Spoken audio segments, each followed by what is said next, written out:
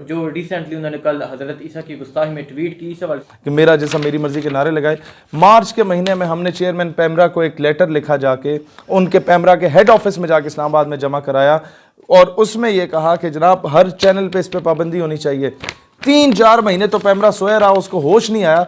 2 जुलाई 2020 को पैमरा ने हमें रिस्पांस दिया और इतना हम हैरान हुए, हमें हैरत हुई उसके रिस्पांस पे। उसने हमें कहा कि जी आपका एक ख़त वसूल हुआ जिसमें आपने ये कहा कि mister Khalilur Rahman used highly objectionable, abusive, disgraceful and unacceptable remarks for a female guest. आपने माडवी सरमद के खिलाफ की और उन्होंने कहा कि जी खलीलुर रहमान कमर के खिलाफ आपकी दरख्वास्त आई है। हमारे डॉक्यूमेंट्स यहाँ पर टेम्पर हो रहे हैं। क्या मुमताज़ कादरी के केस में डॉक्यूमेंट्स के टेम्पर नहीं हुए होंगे जो उसे फांसी दे दी? मुझे तो शक हो रहा है कि क्या पता आसिया मलूना के केस में लोगों ने डॉक्यूमेंट्स माडवी सरमद, आपने मुमताज़ कादरी की बात की, माडवी सरमद सुलेमान तसीर के हक में निकली थी। और यार सलमान तासीर क्या, दुनिया में जितने बदबख्त और नुत्फ़ा हराम की पैदावार जितने भी हैं उन सब के हक में ये निकली है। जब भी कोई इस्लाम के खिलाफ बकवास करता, कोई ब्लॉगर हो कोई भी हो, ये उसके हक में आके मीडिया पे बकवास कर रही होगी। मीडिया पे ना आए तो ये ट्विटर पे बकवास कर रही होगी। वक्त पे 2-4 लेतर मारो यार, रोज़ाना लोग मर रहे हैं, ऐसे 2-4 फारिग कर दो ना, क्या जाता है आपका? इसके तो पीछे कोई जनाजा पढ़ने शायद ना निकले। अल्लाह बेहतर करे। इसी के साथ मुझे इजाज़त देना है कि वक्त पे इन तमाम नुत्फ़ा हराम को, इन गुस्ताखों को, इन तवाइफ़ों को, तवाइफ सिर्फ ये औरत के नाम पे धब्बा है, इनको लगाम डाली जाती, इनको कानून की गिरफ्त में लाया जाता, इनकी नेशनैलिटी पे पाबंदी लगाई जाती, इनको हमारे मीडिया पे बैन किया जाता, तो कभी ये नौबत ना आती। इनको वो सज़ाएं मिलती जो कि हकीकी तौर पे सज़ाएं हमारे कानून में लिखी हैं, उसे इम्प्लीमेंट कर देते। ये इसके अलावा जो ये 2-4 टके के लोग निकले होते हैं वो कभी ना निकलते। लेकिन होता क्या है कि सिस्टम में इतना बड़ा फ्लॉ है। मार्च के महीने में हम लोगों ने जब इसने मीडिया पे आके दोबारा बकबख्तियाँ शुरू कर दी थी, मसला ये है, मैं देखें इकबाल कहते हैं ना, यूरोप की ग़ुलामी पे रजामंद हुआ तू, मुझको गिला तुझसे है यूरोप से नहीं है। मीडिया ऐसे क्यों दिखा रहा है? मुझे तो गिला मीडिया से।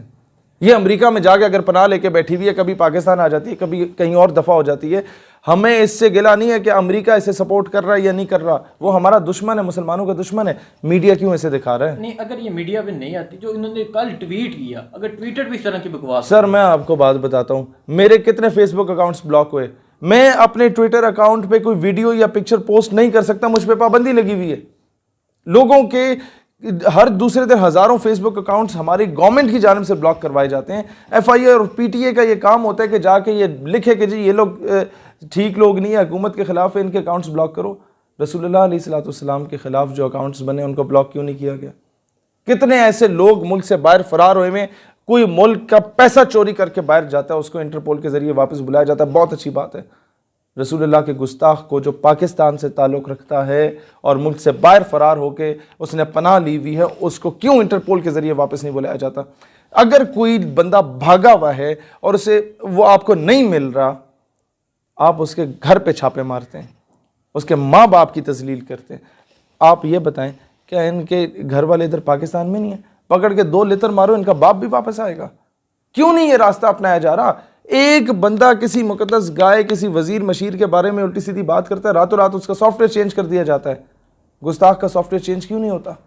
और Islam is that much beautiful religion कि इफ समवन स्पीक्स अगेंस्ट हजरत ईसा अलैहि सलाम which they call Jesus Christ, if someone speak against हजरत मूसा अलैहि सलाम which they call Moses, if someone speaks against हजरत दाऊद अलैहि सलाम विच दे कॉल डेविड, वो क्रिश्चियन या यहूदी ना निकले, मुसलमान निकलता है।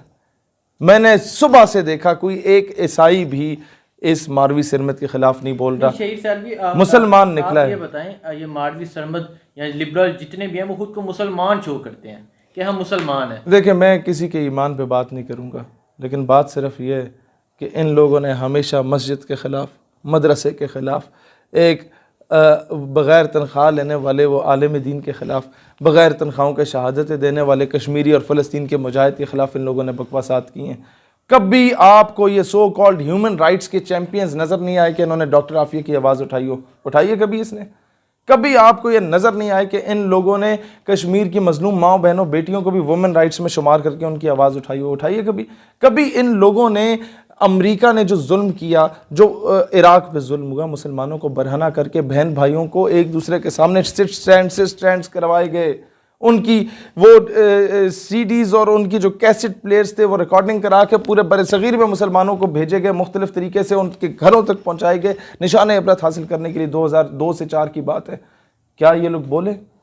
जो बोस्निया में मुसलमानों के साथ हुआ, हज़ारों मुसलमानों को एक सफ में खड़े होकर उनके माओ बहनों बेटियों के सामने छलनी कर दिया गया, और उसके बाद ये सर्बियन आर्मी जो सिविल आर्मी थी, ये यूगोस्लाविया की, उनके ऊपर चढ़ दौड़े मासूम औरतों के ऊपर। और उधर ये लिखा जाता था, लाइसेंस दिए जाते थे सिविलियंस को कि जनाब जिस तरह यहाँ दिए जाते हैं ना कि ये लाइसेंस मिला है, 10 से ज़्यादा परिंदे नहीं मार सकते, वहाँ लिखा था 20 से ज़्यादा मुसलमान नहीं मार सकते। यानी कि ये मजाक बना दिया था मुसलमानों का कत्लेआम को। ये उन लोगों ने किया, और यूनाइटेड नेशन की आर्म्ड फोर्सेस की नाक के नीचे ये सब कुछ हुआ। मुसलमानों से असला ले लिया गया था। ये उस वक्त कहाँ मर गई थी? ये पुरानी बात नहीं, 1995 की बात कर रहा हूँ, आज से गालिबन 20-22 साल पुरानी बात है। उस वक्त ये लोग ह्यूमन राइट्स के चैंपियंस कहाँ थे? आज ये लोग आपको नजर नहीं आएंगे। इजराइल डेली बेसिस पे गजा स्ट्रिप से फ़लस्तीनियों को निकाल रहा है। आज 12वां दिन है, रोज़ाना रात को एयर स्ट्राइक्स होती हैं फ़लस्तीनियों के ऊपर। कोई एक दिन इसका बयान आपने देखा है ह्यूमन राइट्स के कि जी उसके खिलाफ, आया सूफिया के खिलाफ ये बकवास करने के लिए पहुंचे होंगे, तैयब अर्दगान के खिलाफ, तुर्की के खिलाफ बकवास करने लोग पहुंच चुके होंगे। जो मसाजिद फ़लस्तीन की जिन पे कब्जा करके उनमें इन लोगों ने शराब खाने खोल लिए, उस पर तो कभी ये लोग नहीं बोले। ये कैसे ह्यूमन राइट एक्टिविस्ट हैं कि जब इन्हें अपना जिस्म बेचना होता है तब इन्हें याद आ जाता है मेरा जिस्म मेरी मर्जी। जब किसी मुसलमान औरत के सर से ज़बरदस्ती दुपट्टा खींचा जा रहा होता है, तब इन्होंने कभी नहीं बोला कि यार उसका जिस्म है, अगर उसने ढांपा हुआ है तो उसकी मर्जी है। तब इन्हें कभी नहीं ख्याल आया। तो ये 2 टके के ये वो लोग हैं, सही कहता था खलीलुर रहमान कमर कि इनके बदबूदार गलीज़ जिस्म पे कोई थूकने को तैयार नहीं होता। हमारी थूक इनके गलीज़ जिस्म से मुबारक है। इन लोगों का यही हाल है। इन्हें नज़रअंदाज करो, इनके ख़िलाफ़ केस करें, एहतजाज नहीं। इससे ये लोग मज़ीद प्रोमोट होते हैं और बाहर ज़ालिम लेके बैठ जाते हैं, इनकी फ़ंडिंग में इजाफा होता है। पूरे पाकिस्तान के वकला से मैं कहता हूँ, अपनी अपनी अदालतों से पूरे पैनल के साथ जाके इनके ख़िलाफ़ केस दायर करें, अपने अपनी कचहरियों में, अपने अपने थानों में इनके खिलाफ FIR करवाएं, और इससे ज़बरदस्ती पाकिस्तान वापस इसको, और लिस्ट चाहिए, मैं लिस्ट दूंगा जो जो लोग गुस्ताखियाँ कर रहे हैं पाकिस्तान से बाहर बैठ के, उन्हें इंटरपोल के ज़रिए वापस बुलाया जाए। अगर ये बुलाते हैं तो ठीक है, नहीं बुलाते तो हमें मैदान में निकलना पड़ेगा फिर इंशाअल्लाह ताला इस सारे सिस्टम के ख़िलाफ़ जो ये सारे डॉक्यूमेंट्स को टेम्पर करने के लिए बैठा हुआ होता है। ठीक है, जो मारवी सरमन ने कल ट्वीट की है उसमें हज़रत ईसा की तो गुस्ताखी की है, लेकिन एक इशारा भी दिया उन्होंने। ठीक है, उसके बारे में क्या? मैं ओवरऑल बात करूंगा। जब बात ऐसी मुक़द्दस हस्ती की आ जाती है उसके अलावा फिर हम लोग कोई और टॉपिक डिस्कस करेंगे ही नहीं। पाकिस्तान के इंटरनल मैटर्स हैं, उस पर जब भी किसी बंदे के साथ ज़्यादती होती है सबसे पहले हम लोग बोलते हैं। हम लोगों को बड़े बड़े इदारों और महकमों के लोगों से टकराना पड़ता है, हम टकरा लेते हैं, लेकिन जब मामला हमारे दीन पे आता है ना, फिर ये सारी चीज़ें पीछे रह जाती हैं। हम इसके अलावा कोई दूसरी चीज़ डिस्कस नहीं करते जब वो पहला इशू रिज़ॉल्व नहीं होता। इन लोगों ने इन चीज़ों को आड़ बना के, हमारी रोज़ाना के मसाइल को आड़ बना के, इन लोगों ने मज़हब को तनकीद का निशाना बनाया। मारवी सरमद का जो बलोचों ने कहा कि आप लोगों ने हमारे राइट्स में बोलने के लिए सो कॉल्ड, आप लोगों ने हज़रत ईसा अलैहिस्सलाम के बारे में इस तरह किया, आप लोगों ने बलोचों को इतना बड़ा थप्पड़ रसीद किया है। वो बलोच आज सर पीट रहे हैं कि यार ये बदबख्त औरत क्यों हमारे हक़ में बोली है। कोई बाहया इज़्ज़तदार गैरतमंद औरत कोई मर गई थी जो हमारे हक़ में बोलती, कि यही बदकार औरत मिली है बोलने के लिए।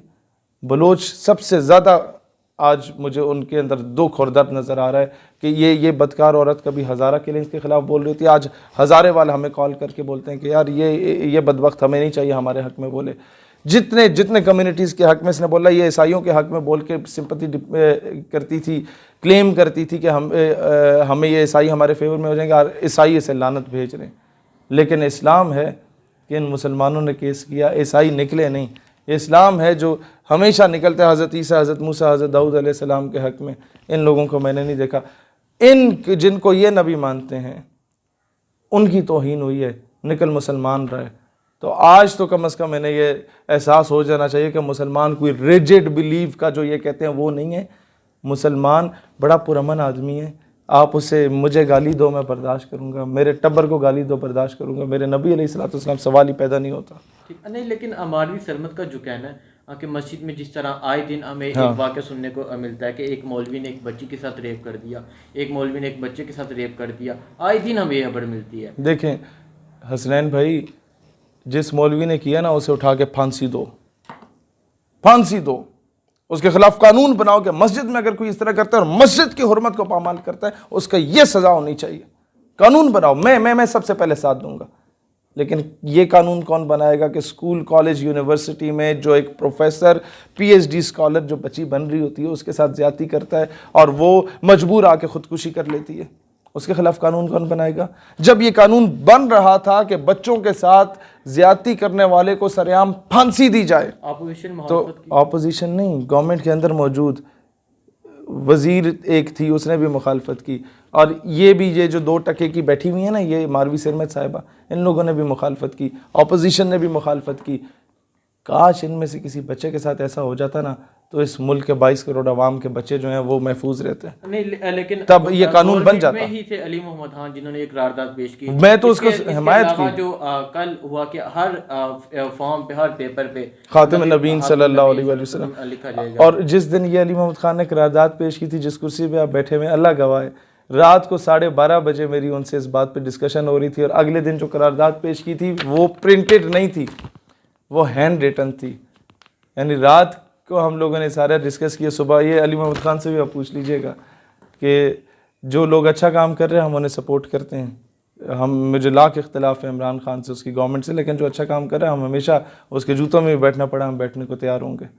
लिहाजा अली मोहम्मद खान से मैंने ये भी कहा था कि आपने बहुत अच्छी करारदाद पेश की कि जो शख्स किसी बच्चे के साथ ज्यादती करता है सरेआम फांसी हो। साथ मैंने कहा था एक और करारदाद पेश करो कि जो रसूलुल्लाह अलैहिस्सलाम की शान में गुस्ताखी करते हैं उसे भी सरेआम चौक में टांगों ना फांसी दो। इस मुल्क से सब ये बदबख्तियाँ ख़त्म हो जाएंगी, लिबरलिज्म और ये इसके जितनी औलादें सब ख़त्म हो जाएंगी।